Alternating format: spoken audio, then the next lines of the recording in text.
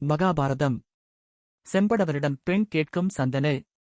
பாகம் 4. கங்காதேவி தன் 8வது குழந்தையுடன் மறைந்தாள். அவன் தேவவிரதன் என்றும் காங்கேயன் என்றும் அழைக்கப்பட்டான். இவன் நற்குணங்களில் சிறந்தவனாக விளங்கினான். தன் மனைவியையும் குழந்தையையும் இழந்த சந்தனு மிகுந்த துன்பப்பட்டான். அதன்பின் நாட்டாட்சியில் மிகுந்த கவனம் செலுத்தி வந்தான்.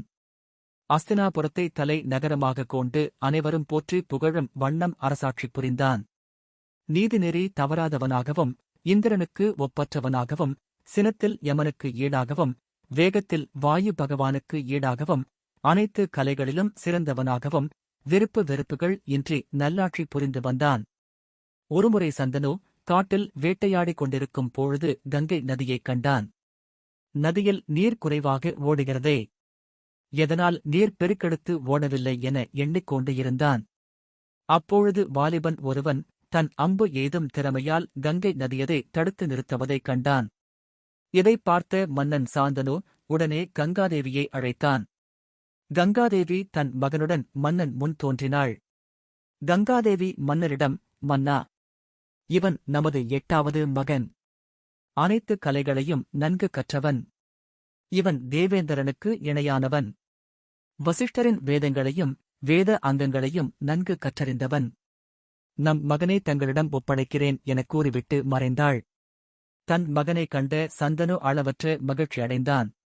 பிறகு ஒரு நன்னாளில் தன் மகனுக்கு இளவரசு பட்டம் சூட்டினான். 4 ஆண்டுகள் கழிந்தது. ஒருமுறை மன்னன் சந்தனு யமுனை நதிகரைக்கு சென்றான். அங்கு ஓர் அழகிய பெண்ணைக் கண்டான். அவளிடம், பெண்ணே, நீ யார்? இங்கு என்ன செய்து கொண்டிருக்கிறாய்? எனக் கேட்டான்.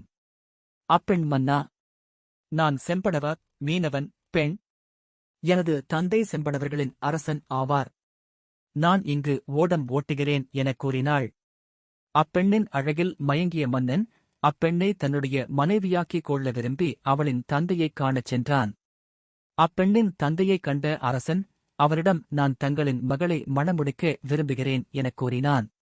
அதற்கு அப்பெண்ணின் தந்தை, மன்னா, நான் எனது மகளை தங்களுக்கு மணமுடிக்க சம்மதிக்கிறேன். ஆனால் அதற்கு நிபந்தனை உண்டு என்றான். மன்னன், அந்த நிபந்தனை என்னவென்று கூறு. அந்த நிபந்தனையை என்னால் நிறைவேற்ற முடியாததாக இருந்தால் நான் வாக்குறுதி கொடுக்க மாட்டேன் என்றான். செம்படவன், மன்னா, என் மகளுக்கு பிறக்கும் குழந்தையே அரசனாக வேண்டும் என்றான். செம்படவனின் நிபந்தனையை ஏற்க முடியாததால் மன்னன் கவலையுற்று திரும்பினான். மன்னனால் செம்படவ பெண்ணை மறக்க முடியவில்லை. அப்பெண்ணின் நினைவால் மிகவும் வாடி வருந்தினான். மன்னனின் உடல்நிலை சேர்ந்து காணப்பட்டது. தந்தையின் இந்நிலையைக் கண்ட தேவவிரதன் தந்தையிடம் சென்று, தந்தையே, தாங்கள் மிகவும் சோர்வுற்று காணப்படுகிறீர்கள்.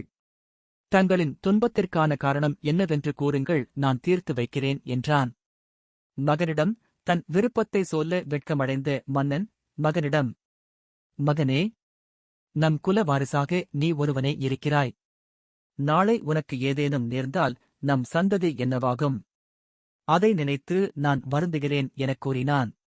மகனிடம் செம்படவ பெண் பற்றி எதுவும் கூறவில்லை.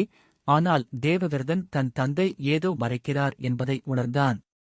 தந்தையின் தேரோட்டியிடம் கேட்டால் விவரம் தெரிந்து விடுகிறது என நினைத்து தேரோட்டியிடம் சென்றான் தேவவிரதன். தொடரும்.